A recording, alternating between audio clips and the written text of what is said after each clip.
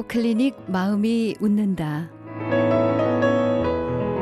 하나님을 믿고 복음을 알고 있지만 기쁨이 없고 어두운 밤을 보내는 사람들이 많습니다. 벗어나고 싶고 행복해지고 싶은 마음은 우리 모두의 소망인데요. 이 시간 행복 클리닉 마음이 웃는다를 통해 여러분 마음을 미소 짓게 해드리고 싶습니다. 이 시간 상처받지 않고 끝까지 사랑하기에 저자시고 정신과 전문의이신 유은정 원장님과 함께하고 있습니다. 원장님 안녕하세요. 네, 안녕하세요. 네, 반갑습니다. 오늘은 이 성형 중독에 대해서 좀 알아봤으면 좋겠어요. 네. 우리가 이제 소위 성형에 중독된 사람들 이렇게 표현하는데 이런 분들을 어떻게 바라보시는지 또 이분들의 상태는 어떤 상태인지에 대해서 먼저 알고 들어갔으면 좋겠습니다. 네. 아무래도 저희 병원이 강남 쪽에 위치하다 보니까 그 성형을 하는 분들이나 성형외과에서 의뢰된 분들 또는 성형수술 이후에 만족하지 못하는 분들이 스트레스를 받아서 오는 경우들이 가끔 있습니다. 음, 이런 분들의 상태는 신체 이형 장애라는 정신질환을 앓고 있는 분들이 간혹 있는데요. 실제로는 외모에 결점이 없거나 그리 크지 않은 사소한 것임에도 불구하고 심각한 결점이 있다고 여기면서 음, 자꾸 자신의 얼굴을 거울에 들여다본다든지 성형수술하는 사이트, 성형외과 사이트를 많이 찾아본다든지 하는 반복적인 행동들을 보이고요. 또 이런 신체 이형 장애가 있는 경우는 피부의 점이 확대돼서 보인다든지 뭐 작은 남들이 인지하지 못하라는 그런 외모의 결점들을 너무나 잘 보세요. 그렇기 때문에 처음부터 그렇게 많이 결함이 있는 부분이 아닌 열정했던 부분을 수술하기 때문에 성형 수술 후에도 외모에 대한 불만이 더욱 커져서 재수술을 받게 되고 결국은 성형 중독에 이어지는 경우들을 보았습니다. 이런 분들을 심리 검사를 해보면 그 바탕에는 우울과 불안, 어떤 망상적인 어떤 피해의식이나 망상적 사고가 많이 있는데요. 그런 어떤 정신적인 문제를 해결하지 않고 음. 성형외과만 다니다 보면 자꾸 반복적인 재수술을 하게 되는 그런 부작용을 낳게 됩니다. 네. 그러면 실제로 성형 중독이나 부작용으로 인해서 정신과 전문의를 찾는 이들이 많은지 실제로 어떤 사례가 있었는지 소개를 해 주신다면요? 제가 몇 년 전에 렛미인이라는 성형수술로 자기의 얼굴을 메이크오버하는 프로그램에 정신과 의사로 참여한 적이 있었습니다. 네. 그때 많은 그 사례자들을 만날 수 있었는데요. 성형수술 이후에 그분들을 다시 상담을 해 보았더니 그 당시는 성형수술 후에 우울증도 회복되고 굉장히 삶을 되찾은 듯 했으나 그런 자존감이라든지 환경의 변화 또는 자신의 어떤 직업적 관계적인 변화가 있지 않은 상태에서의 외모의 변화는 그리 효과가 오래가지 않았습니다. 실제로도 진료실에서 만나는 분들이 뭐 쌍꺼풀 수술만 하면 나는 뭐 취업이 될 거야. 남자에게 사랑을 받을 거야. 이런 식으로 생각했던 분들 수술을 하다 보면 마음에 들지 않는 경우들이 많은데요. 쌍꺼풀 수술 후에 비대칭, 즉 뭐 오른쪽 왼쪽 눈이 짝짝이 나라든지 그러면 재수술을 자꾸 반복하게 되니까 재수술만 하는 전문 병원이 생길 정도예요. 또 젊은 층에서 또 중년 여성층에서 어떻게 하면 좀 더 예쁜 걸로 또 여성성을 잃지 않고 내가 좀 자존감을 회복할까 해서 성형 검색이나 어떤 진료 후기 같은 것을 보면서 시간을 보내는 분들, 또 요즘에는 강남권에 가면 왜 빌딩 하나에 성형외과가 몇 개씩 있을 정도로 음. 좀 접근성이 용이해져서 미용실 가듯이 성형외과를 네. 가서 상담을 하는 경우들 봅니다. 그래서 이러한 사례들이 굉장히 예전보다 많이 늘어났는데요. 제가 이런 행동 양식의 밑바탕을 보면 자신의 외모에 마음에 안 드는 것도 있고 또 외모 컴플렉스도 있지만 어떤 분들 같은 경우는 뭔가 얼굴을 해줘야 음. 내가 뒤처지지 않는 것 같고 필요한 게 아니라 뭔가 사줘야 하는 것처럼 쇼핑 중독처럼 네. 그걸로 통해서 스트레스를 풀려는 어떤 행위 중독의 양상이 관찰되고 있었습니다. 특별히 인생을 리셋하고 싶은 분들, 음. 예를 들어서 이혼이나 실연,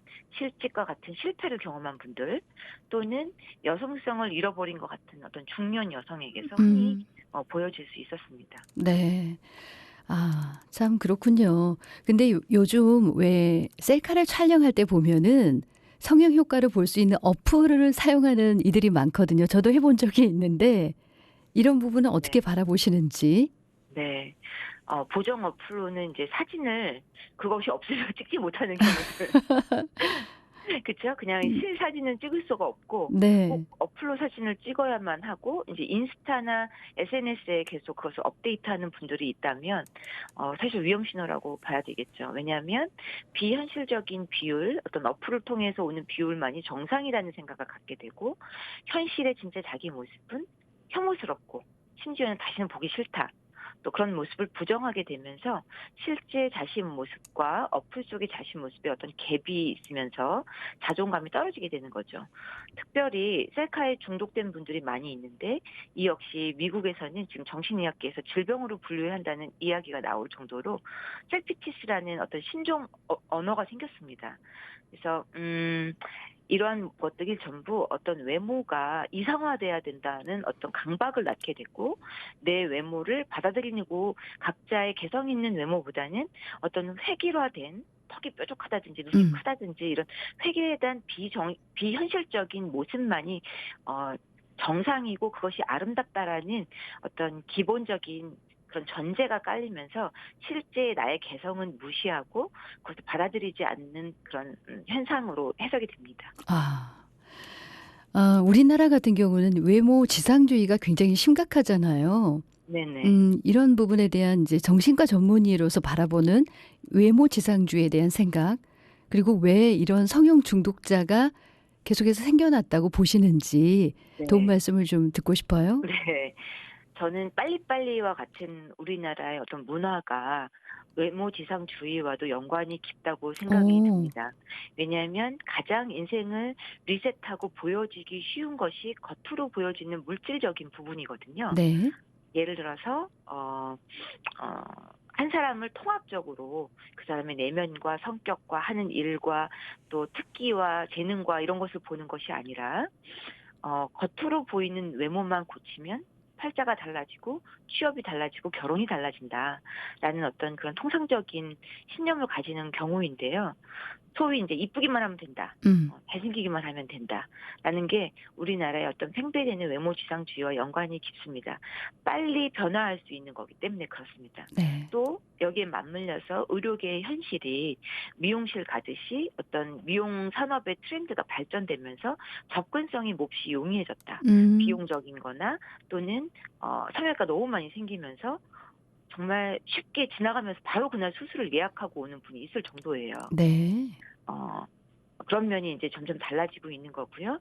그러한 성형 중독자가 자꾸 생겨나는 것도 어떻게 하면 겉으로 보이는 조건으로 사람을 평가하고 어떤 소유, 그다음에 외모, 어떤 겉으로 보여지는 뭐 집 몇 평이냐, 차 뭐 갖고 있느냐, 또 나이가 어리냐, 몇 살이냐라는 어떤 겉으로 보이는 조건이 굉장히 사람들을 평가하는 평가의 조건이 되다 보니까 이것 음. 또한 문제가 되는 것이 아닌가 싶습니다. 네.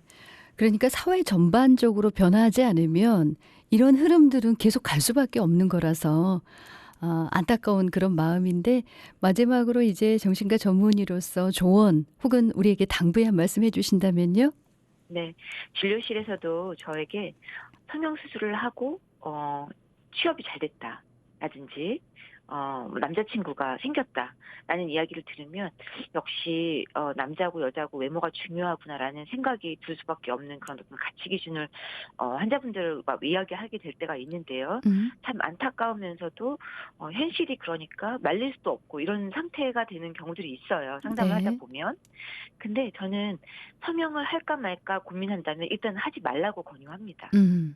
왜냐하면 그것이 충동적인 결정이 될 수가 있고 또 돌이킬 수 없기 때문에 일단 이것도 역시 전신 마취나 부분 마취가 필요한 어떤 그 수술이기 때문에 네. 전문 의료인을 잘 찾아야 하기 때문에 조급하게 충동적으로 결정하는 것은 옳지 않다. 음. 반드시 그럴 경우에는 후회를 할 수도 있고 충분히 심사숙고를 해야 된다라는 것이 저의 의견이고요.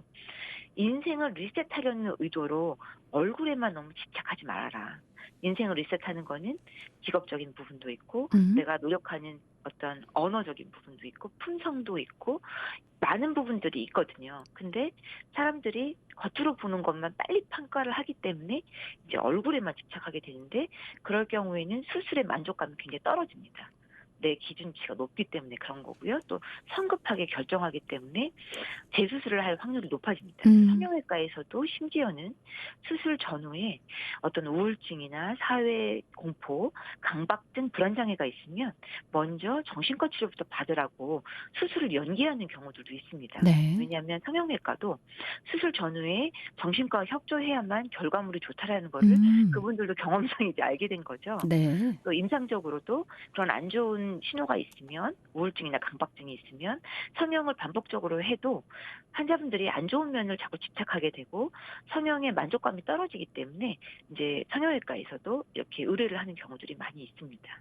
그래서 음. 성형 수술을 하기 전에 일단 내가 이것이 정말 필요한 수술인가 아니면 나의 어떤 심리적인 불안과 어떤 문제들을 해결하기 위한 임시 방편의 어떤 해결책인가 스트레스 해소용인가를 판단하는 것이 중요하겠다는 생각이 듭니다. 네. 아무리 예쁜 사람도 어떤 내면에 어려움과 스트레스가 있으면 얼굴에 다 드러나게 돼 있고, 그리고 우리가 보기에 이목구비가 조금 그렇게 아주 예쁜 사람이 아닐지라도 마음이 평안하고 행복하면 그 아름다움이 이렇게 빛으로 드러나는 거잖아요. 네. 맞습니다. 또 하나님이 주신 우리의 어떤 내면과 외모가 음. 잘 밸런스가 되어 있을 때 가장 그 사람이 매력 있고 아름다운 것 같습니다. 네. 위로를 받으면서 오늘 순서를 맺도록 하겠습니다. 행복 클리닉 마음이 웃는다. 상처받지 않고 끝까지 사랑하기에 저자시고 정신과 전문의이신 윤정 원장님과 함께했습니다. 고맙습니다. 감사합니다.